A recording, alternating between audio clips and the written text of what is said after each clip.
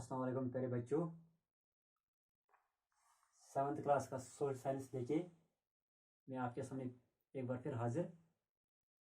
Date 6 मई 2020। तो topic हमारा जो है मुगल रूल और द ग्रेट मुगल्स। प्यारे बच्चों, जैसे कि हमने पिछले चैप्टर में पढ़ा दिल्ली सल्तनत के बारे में 1206 to 1525। तो दिल्ली सल्तनत में हमने जो उसकी लास्ट डायनेस्टी थी वो थी लोधी डायनेस्टी, उसके बारे में पढ़ा। तो लोधी डायनेस्टी का जो लास्ट रूलर था वो था इब्राहिम लोधी। इब्राहिम लोधी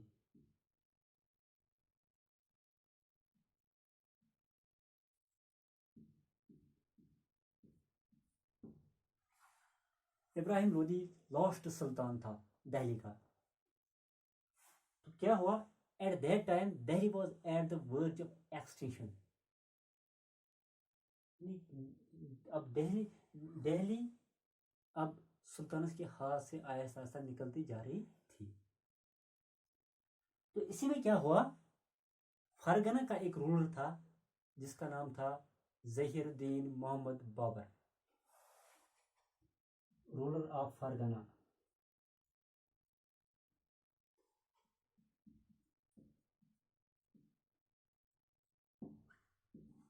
रूलर ऑफ फरगना जिसका नाम था जहीरुद्दीन मोहम्मद बाबर।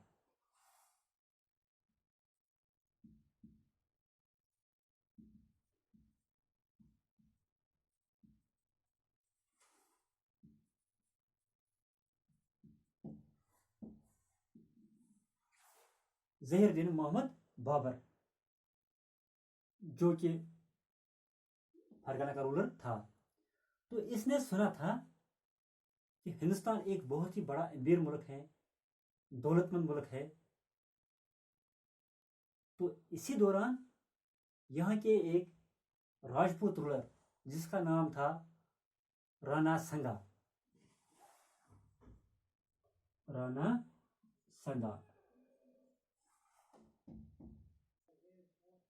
उसका नाम था राणा संगा जो कि एक राजपूत रूलर था। तो उसने जहीरुद्दीन मोहम्मद बाबर को इनवाइट किया और यह भी कहा कि आप आए और इब्राहिम लोधी जो कि दिल्ली का सुल्तान था उस पर अटैक करे और उसको हरा दे। तो जहीरुद्दीन मोहम्मद ने यह सोचा, बाबर ने यह सोचा कि ये तो इसके लिए गोल्डन अपॉर्चुनिटी है अपने एम्पायर एक्सपेंड करने के लिए। तो उसने 1526 में इब्राहिम लोधी पे अटैक किया 1526 में, जिसे हम बैटल ऑफ पानीपत का नाम देते हैं, ये बैटल ऑफ पानीपत। तो क्या है बैटल ऑफ पानीपत, इसके बारे में हम पढ़ेंगे।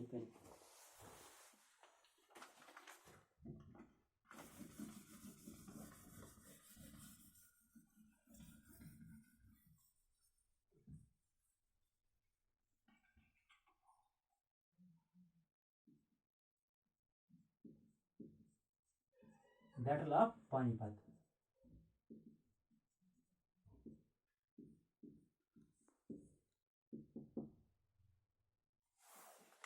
बैटल ऑफ पानीपत, पानीपत हरियाणा में एक जगह है। बैटल ऑफ पानीपत 21 अप्रैल 1526 में लड़ी गई। 21 अप्रैल 1526 21 अप्रैल 1526 में पानीपत की लड़ाई हुई, यानी कि बिटवीन बाबर एंड इब्राहिम लोधी। तो जो बाबर था, बाबर के पास उस वक्त पानीपत की जंग में उसके पास 15,000 सोल्जर्स थे। इसके अलावा 20-25 फील्ड आर्टिलरी भी थे।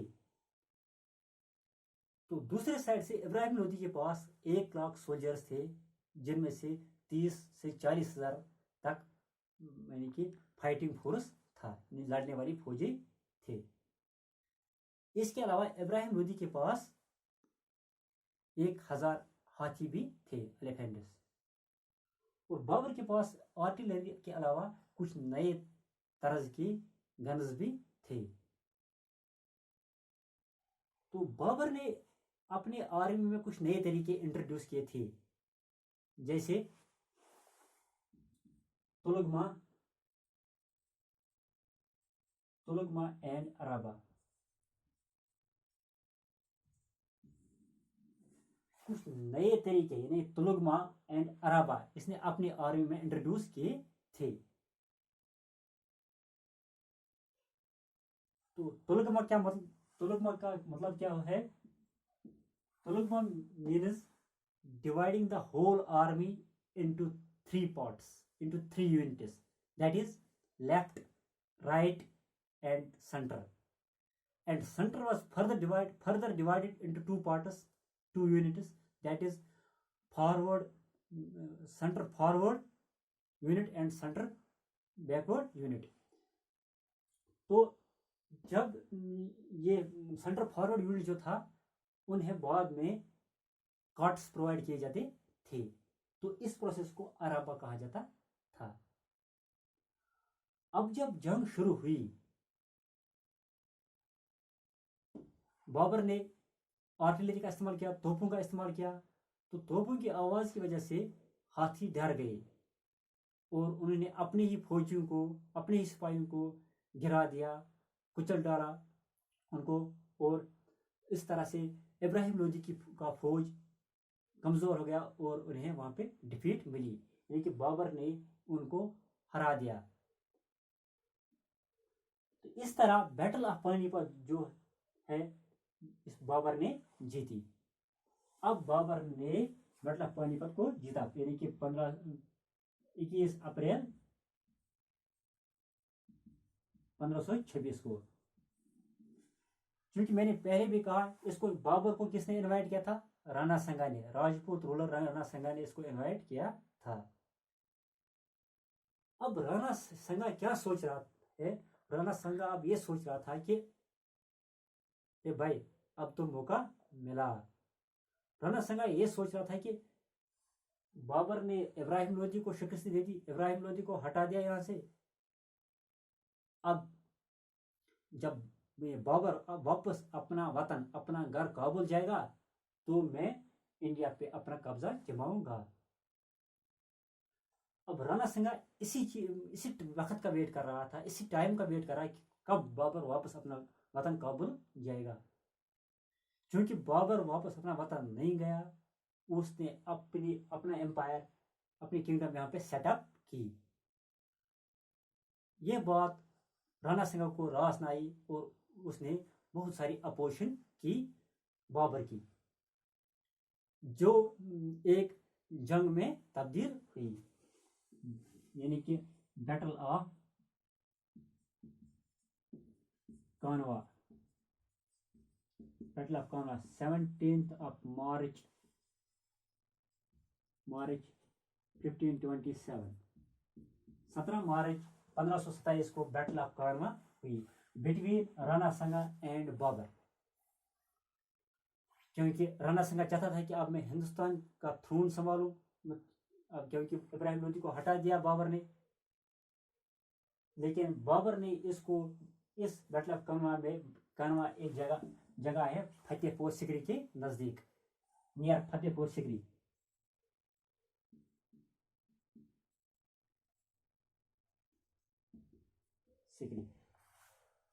تو بابر نے رانا سنگا کو ہرا دیا۔ اس کے بعد ہی ایک دوسری لڑائی لڑنی پڑی بابر کو مدنی رائے کے ساتھ۔ مدنی رائے 1528، اس میں بھی بابر نے مدنی رائے کو ڈیفیٹ دے دی اور یہ جنگ بھی جیتا۔ اس کے بعد ایک اور اٹیک اس پہ ہوا محمد لودھی کا۔ محمد لودھی نے بابر پہ اٹیک کیا 1529 1529 میں، لیکن بابر نے اپنے صلاحیت کی وجہ سے اس کو بھی ہرا دیا، اس کو بھی ڈیفیٹ دے دی۔ اب بابر نے ناردرن انڈیا کی کمانڈ پوری طرح سنبھالی۔ تو اس کے بعد کیا ہوتا ہے، بابر کی ڈیتھ ہوتی ہے۔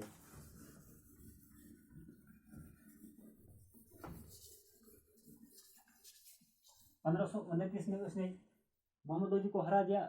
اب وہ اس نے پوری کمانڈ سنبھالی ناردرن انڈیا کی بابر نے۔ تو 1530 میں بابر کی ڈیتھ ہو گئی 1530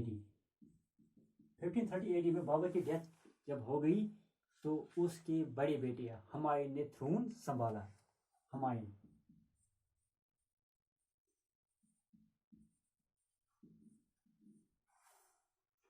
ہمایوں بابر کا بڑا بیٹا تھا، یعنی بابر کی وفات جب ہوئی 1530 میں، اس کے بعد ہمایوں نے تھرون سنبھالا۔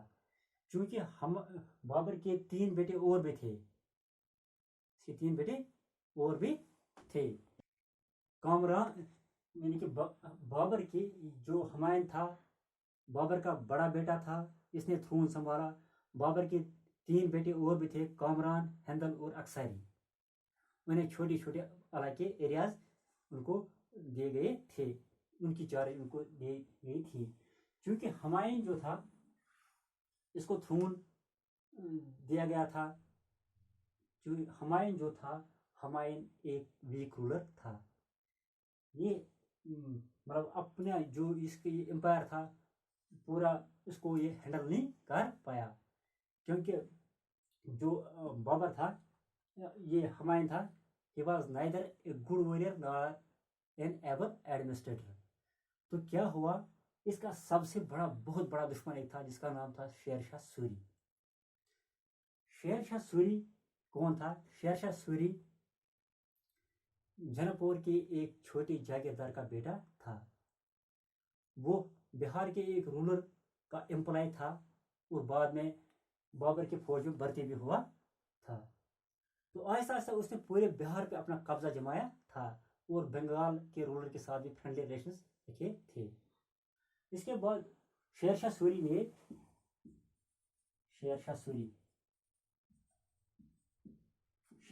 نے ایک بیوہ عورت کے ساتھ شادی کر لی اور چنار فورٹ کو اپنے قبضے میں لیا۔ چنار فورٹ کو اپنے قبضے میں لے لیا۔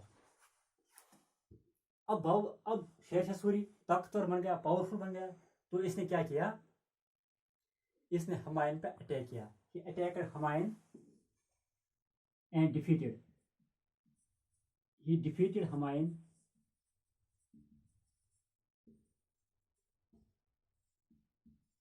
ہمایوں ایٹ چوسا ایک جگہ کا نام ہے، چوسا in 1539 AD 1539 AD میں اس نے ہمایوں کو ہرا دیا چوسا میں، اور اس کے بعد ہی کہاں پہ چوسا سے ہرا دیا اس کو، اور لیٹر ایٹ کنوج، اور 1540 میں کنوج سے بھی ہمایوں کو ہرا دیا۔ And now Sher Shah Suri became the empire of India. Sher Shah Suri was an able administrator, کیونکہ شیر شاہ سوری ایک بہت ہی قابل اور ذہین رولر تھا۔ He was also a secular ruler۔ اس کے علاوہ اس نے ملک پہ بہت سارے کام بھی کیے، لوگوں کی فلاح بہبودی کے لیے اس نے بہت سارے کام بھی کیے تھے۔ تو چونکہ شیر شاہ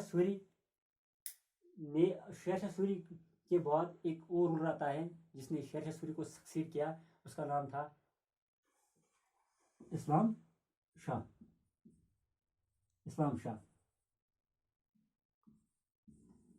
جب اسلام شاہ نے تھرون سنبھالا، اسلام شاہ بھی اتنا پاورفل رولر نہیں تھا، وہ شیر شاہ سوری کے اتنے بڑے مطلب امپائر کو ہینڈل نہیں کر پایا۔ تو ہمایوں نے کیا کیا، 1555 میں اس کو آسانی سے ڈیفیٹ دے دی۔ اس طرح سے 1555 میں ہمایوں نے اسلام شاہ کو ڈیفیٹ دے دی، اس کو ہرا دیا، اور اس طرح سے سور ڈائناسٹی کا رول کمپلیٹلی ختم کیا، پوری طرح سور ڈائناسٹی کا رول ختم کیا. تو یہ تھا بیٹل آف پانی پت کے بارے میں ہم نے پڑھا، یعنی مغل رول یہاں پہ جب سٹارٹ ہوا، بابر نے مغل رول کی فاؤنڈیشن پہ ڈالی بیٹل آف پانی پت سے.